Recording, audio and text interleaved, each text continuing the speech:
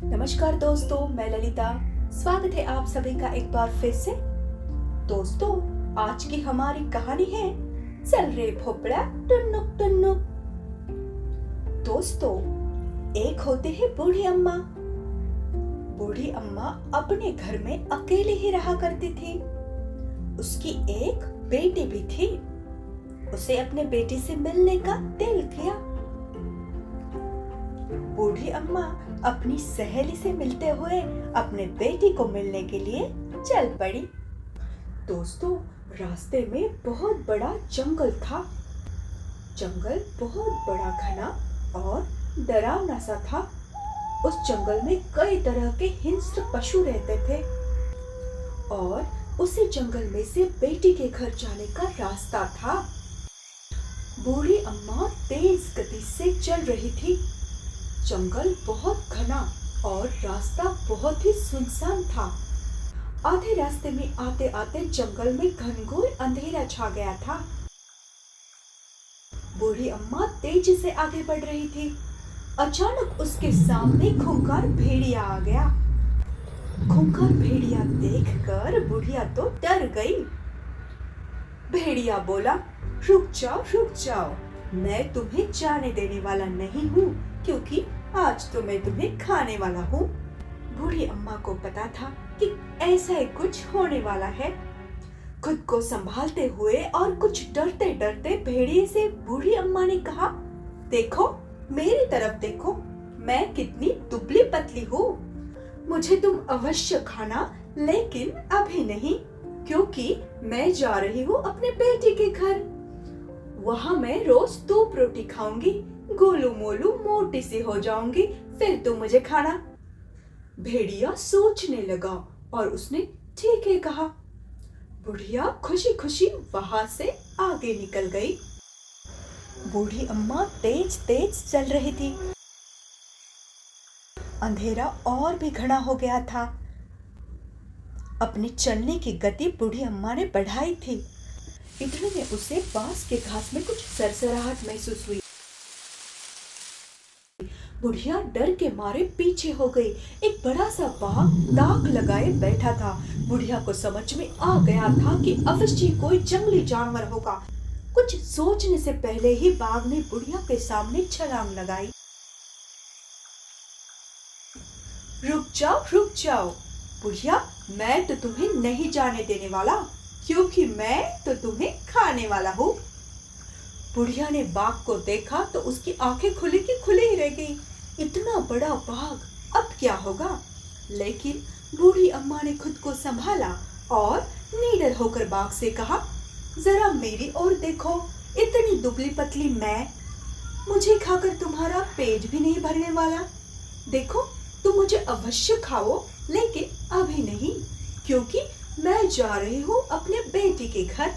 वहाँ मैं रोज नए नए व्यंजनों का स्वाद लूंगी, रोज 2 रोटी खाऊंगी, गोलू मोलू मोटी बनूंगी, फिर तुम मुझे अवश्य खाना, मैं अवश्य वापस आऊंगी। बाघ ने क्षण भर सोचा, बुढ़िया से लौटकर आने का वादा लिया। बूढ़ी अम्मा ने वापस आने का वादा किया और वह वहां से जल्दी जल्दी निकल पड़ी। दोस्तों, कुछ देर बाद फिर बुढ़िया के सामने शेर आ गया। शेर तो उन दोनों जानवरों से और भी खूंखार लग रहा था। हे बुढ़िया, आज तो मैं तुम्हें खाने वाला हूँ। बुढ़िया ने खुद को संभालते हुए कहा, हाँ, अवश्य खाना, लेकिन अभी नहीं, क्योंकि मैं जा रही हूँ अपने बेटी के घर। वहाँ रोज 2 रोटी खाऊंगी, गोलू मोलू से मोटी हो जाऊंगी, फिर जब मैं यहाँ से वापस जाऊंगी तब तो मुझे अवश्य खाना। इतना कहकर बुढ़िया वहां से चली गई और शेर तो उसे देखता ही रह गया। आखिरकार बुढ़िया अपनी बेटी के घर पहुंची गई। अपनी अम्मा को देख बेटी बहुत खुश हो गई। बेटी ने अपनी माँ को पंच पकवान बना के खिलाए। बूढ़ी अम्मा जब तक अपनी बेटी के घर थी तब तक बेटी ने अम्मा को रोज तरह तरह के व्यंजन बना के खिलाए। बूढ़ी अम्मा सचमुच गोलू मोलू सी बन गई थी। बेटी ने अम्मा के आओ भगत में कोई कमी नहीं छोड़ी। अम्मा बहुत खुश थी। रोज किसी न किसी बात पर ढेर सारी चर्चा होती थी। बुढ़िया के साथ साथ बेटी भी बहुत खुश थी। लेकिन दोस्तों, बूढ़ी अम्मा अपनी बेटी के घर आखिरकार कितने दिन रह सकती थी। उसे तो एक न एक दिन वापस लौटकर अपने घर जाना ही था। उसे याद आ गया कि उसे उसी जंगल से वापस जाना है। और तो और भेड़िया, बाघ और शेर उसका इंतजार कर रहे हैं। इसलिए अम्मा चिंता में पड़ गई। बेटी के पूछने पर बूढ़ी अम्मा ने भेड़िया, बाघ और शेर की हकीकत बेटी को बता दी। दोस्तों, बेटी ने उसे एक उपाय बताया। बेटी ने उसे एक भोपड़ा यानी कि एक कद्दू दे दिया। उसने बूढ़ी अम्मा को उस कद्दू में बैठा दिया। बुढ़िया उस कद्दू यानी भोपड़ा में बैठ गई और अपने घर की ओर निकल पड़ी। रास्ते में फिर वह भयावह जंगल लगा। जंगल में सबसे पहले उसे शेर मिल गया।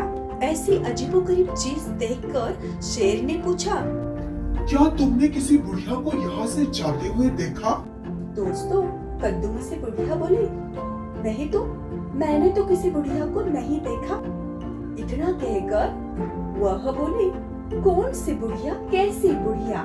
चल रे भोपड़ा, टुन्नुक टुन्नुक। और भोपड़ा यानी कि कद्दू वहाँ से तेज गति से दौड़ने लगा। शेर तो देखता ही रह गया। फिर कुछ समय बाद उसका सामना बाघ से हुआ। बाघ ने पूछा, क्या तुमने किसी बुढ़िया को जाते हुए देखा? कद्दू में से आवाज आई, नहीं तो, मैंने तो किसी भी बुढ़िया को देखा नहीं। और फिर अंदर से आवाज आई, कौन सी बुढ़िया, कैसी बुढ़िया? चल रे भोपड़ा, टुन्नुक टुन्नुक। ऐसा कहकर कद्दू तो वहाँ से झूमते हुए निकल पड़ा। फिर आगे जाकर बुढ़िया का सामना खतरनाक भेड़िए से हुआ। भेड़िया ने भी पूछा कि बुढ़िया यहाँ से जाने वाली थी, तो क्या तुमने किसी बुढ़िया को देखा? कद्दू में से फिर आवाज आई, कौन सी बुढ़िया, कैसी बुढ़िया? चल रे भोपड़ा, टुन्नुक टुन्नुक। इतना कहकर कद्दू दौड़ते हुए निकल पड़ा। भेड़िया तो देखते ही रह गया। आखिरकार कद्दू में बैठी बुढ़िया अपने घर सही सलामत पहुंची गई। दोस्तों, इस बात से हमें यही सीख मिलती है कि जहाँ बल से काम नहीं होता है, वहाँ बुद्धि से काम करना चाहिए। फिर मिलूंगी नई कहानी के साथ। तब तक के लिए नमस्कार।